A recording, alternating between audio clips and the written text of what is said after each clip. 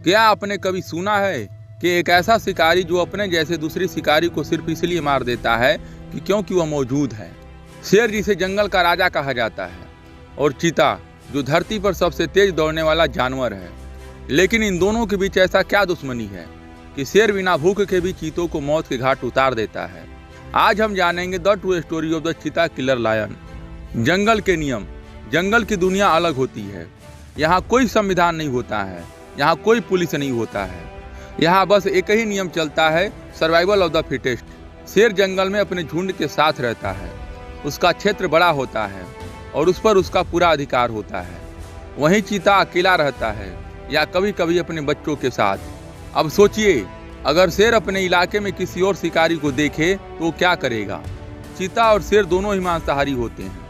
इनका शिकार अक्सर एक जैसा होता है, हिरण, गैजेल, छोटे स्तनधारी।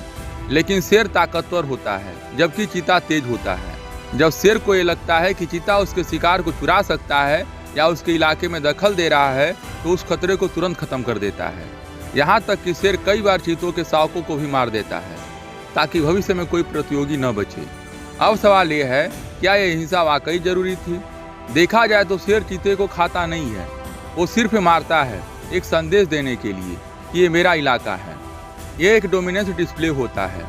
जैसे इंसानों में सत्ता के लिए राजनीति होती है, वैसे ही जंगल में ताकत दिखाने के लिए ऐसा होता है। जंगल की सच्ची राजनीति ये सिर्फ एक लड़ाई नहीं होती है, ये एक रणनीति होती है। शेर चाहता है कि उसके इलाके में कोई और शिकारी ना बचे ताकि उसके शावकों को बेहतर अवसर मिले, उसके झुंड को ज़्यादा खाना मिले और उसका राज चलता रहे। चीतों को मारकर शेर अपने भविष्य की सुरक्षा करता है। ये क्रूर जरूर है, लेकिन यही जंगल का नियम है। क्या चीते के पास कोई रास्ता नहीं है? चीते के पास ताकत नहीं है, लेकिन उसके पास गति है। वो अक्सर शेर से दूर रहता है। दोपहर के समय शिकार करता है जब शेर आराम कर रहे होते हैं, लेकिन फिर भी कई बार बच नहीं पाता है। चीते की आबादी पहले ही संकट में है और शेर जैसे शिकारी उसे और कमजोर कर रहे हैं। तो क्या आने वाले समय में चीता सिर्फ किताबों में रह जाएगा? शेर और चीते की यह दुश्मनी हमें सिखाती है कि हर जंगल की, हर प्रजाति की अपनी कहानी होती है।